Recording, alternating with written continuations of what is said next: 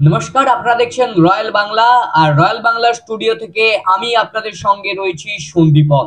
আজকের যে খবর নিয়ে আমরা আলোচনা করব, নিশ্চয়ই দেখতে পাচ্ছেন যে স্বাস্থ্য ভবনের ছবি, অর্থাৎ মেডিকেল কলেজে রোগী কল্যাণ সমিতি পুনর্গঠন। আরো একবার বলে রাখি, রোগী কল্যাণ সমিতি যে মেডিকেল কলেজগুলিতে ছিল তাতে কিন্তু পরিবর্তন করা হলো, অর্থাৎ পুনর্গঠন করা হলো মেডিকেল কলেজের রোগী কল্যাণ সমিতিতে। রাজ্যের স্বাস্থ্য ও পরিবার কল্যাণ দপ্তর নতুন রোগী কল্যাণ সমিতির চেয়ারম্যানদের নাম ঘোষণা করেছে। এই যে রাজ্যের যে স্বাস্থ্য দপ্তর এবং পরিবার কল্যাণ, অর্থাৎ স্বাস্থ্য পরিবার কল্যাণ দপ্তর থেকে মেডিকেল কলেজগুলিতে নতুন যে চেয়ারম্যান যারা রয়েছেন, যারা হলেন, তাদের কিন্তু নাম ঘোষণা করেছেন। গুরুত্বপূর্ণ জনপ্রতিনিধিরা কিন্তু এবারে জায়গা পেয়েছে। এই যে মেডিকেল কলেজগুলির যে একেবারে যারা চেয়ারম্যান, তারা কিন্তু জায়গা পেয়েছে। আরজিকর হাসপাতালের যে ঘটনা, আমরা সবাই জানি যে আরজিকর কাণ্ড, যেটা নিয়ে একেবারে উত্তাল হয়েছিল গোটা দেশ গোটা বিশ্ব, সেই আরজিকর হাসপাতালের যে ঘটনার পর মুখ্যমন্ত্রী মমতা বন্দ্যোপাধ্যায় 9ই সেপ্টেম্বর একটি গুরুত্বপূর্ণ ঘোষণা করেছিলেন।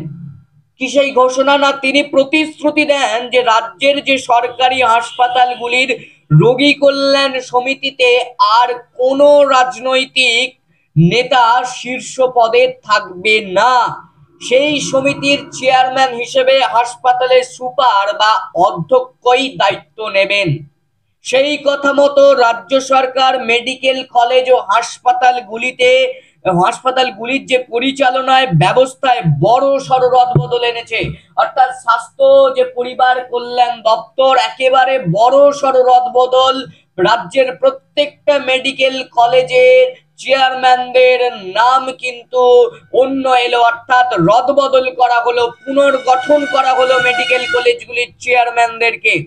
কি দেখা যাচ্ছে না, মুখ্যমন্ত্রী মমতা বন্দ্যোপাধ্যায়ের নেতৃত্বে স্বচ্ছতা ও প্রশাসনিক দক্ষতা বাড়ানোর উদ্যোগ নেওয়া হয়েছে। এর অংশ হিসেবে রাজ্যের সব মেডিকেল কলেজ হাসপাতালে রোগী কল্যাণ সমিতি পুনর্গঠন করা হলো। রাজ্যের স্বাস্থ্য পরিবার কল্যাণ দপ্তর রোগী কল্যাণ যে সমিতি, চেয়ারম্যানদের নাম ঘোষণা ইতিমধ্যেই হয়ে গেছে। প্রতিটি মেডিকেল কলেজে দায়িত্ব দেওয়া হয়েছে গুরুত্বপূর্ণ জনপ্রতিনিধি।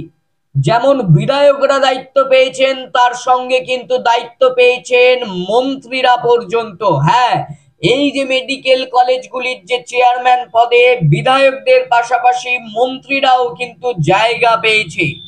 এবার কি কি জায়গা পেয়েছে না, উদাহরণ হিসেবে যদি বলা যায় যে আরজিকর হাসপাতালে সাম্প্রতিক খুন ও ধর্ষণের যে ঘটনা, তারপরে শান্তনু সেন, রাজ্যসভার সাংসদ তৃণমূলে, সেই শান্তনু সেনকে সরিয়ে সেখানে রোগী কল্যাণ সমিতির নতুন সদস্য হিসেবে আনা হয়েছে কলকাতার ডেপুটি মেয়র অতীন ঘোষকে। মানে শান্তনু সেনের জায়গায় এলেন কলকাতার ডেপুটি মেয়র অতীন ঘোষ। মানিকতলা থেকে আমরা দেখেছিলাম যে নবনির্বাচিত সুপ্তি পান্ডে, তাকে এনআরএস হাসপাতালে রোগী কল্যাণ সমিতির সদস্য করা হয়েছে।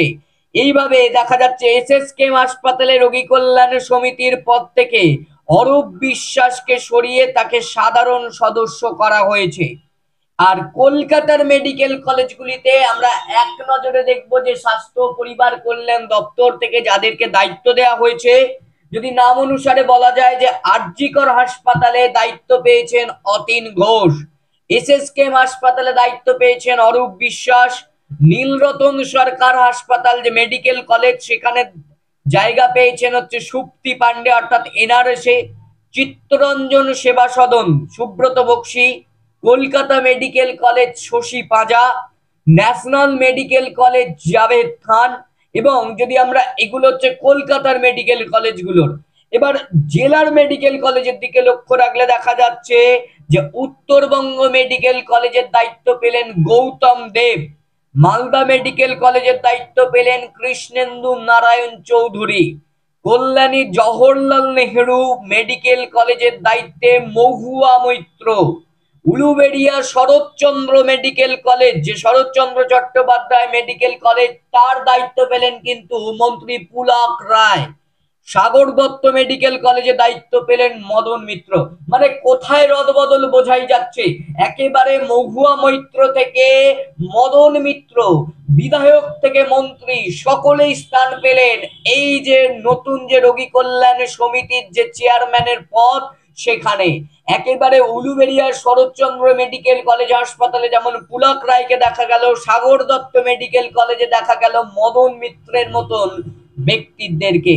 অর্থাৎ একেবারে বলা চলে যে মমতা বন্দ্যোপাধ্যায় যে প্রতিশ্রুতি দিয়েছিলেন সেই প্রতিশ্রুতি কার্যত রাখলেন। যে সমস্ত বিরোধী দলগুলো বলেন যে মমতা বন্দ্যোপাধ্যায়ের প্রতিশ্রুতি মানেই প্রতারণা, তা কিন্তু আজ মিথ্যে। মমতা বন্দ্যোপাধ্যায়ের প্রতিশ্রুতি মানে প্রতারণা নয়, মমতা বন্দ্যোপাধ্যায়ের প্রতিশ্রুতি মানে সেটাকে কাজে করে দেখানো। তাই কিন্তু তিনি একেবারে করে দেখালেন। মেডিকেল কলেজের যে রোগী কল্যাণ সমিতি তাতে রদবদল, অর্থাৎ নতুন করে মেডিকেল কলেজগুলির যে রোগী কল্যাণ সমিতি তৈরি হলো। স্টুডিও থেকে এতক্ষণ আপনাদের সঙ্গে আমি ছিলাম সন্দীপন। আবারও একটি নতুন আপডেট নিয়ে আপনাদের সঙ্গে হাজির হব। ততক্ষণ চোখ রাখুন শুধুমাত্র রয়্যাল বাংলার পর্দায়।